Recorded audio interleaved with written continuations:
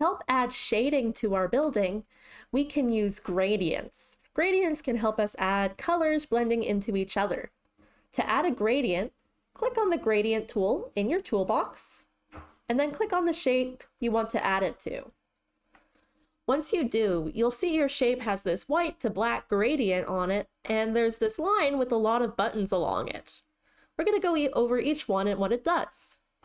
The little black circle all the way on the left, this is your handle. If you click and drag it, you can change where your whole gradient is.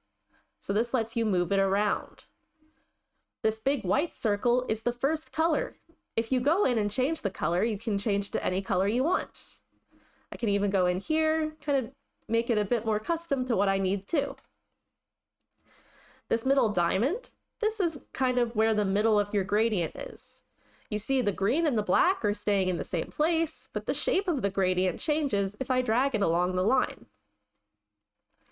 This big black circle on the right side is the second color on my gradient, so I might want to change it to a darker color. Kind of go in and adjust the color how I need. And that looks pretty good.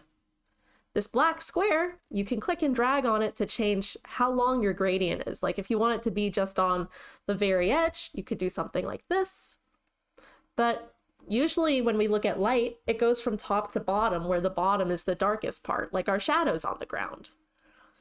So to rotate your gradient, it's kind of similar to the move tool, how you need to put your mouse outside of a corner to rotate it.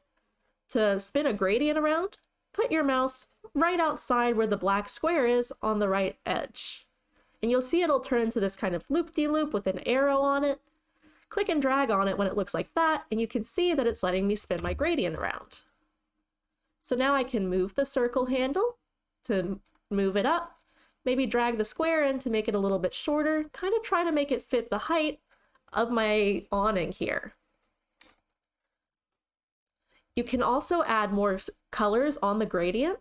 You see how when I put my cursor right next to the gradient, it turns white and it has a plus sign? That means if I click, it'll add a new color, and I can change that to any color I want. So you can make your shading even more complex.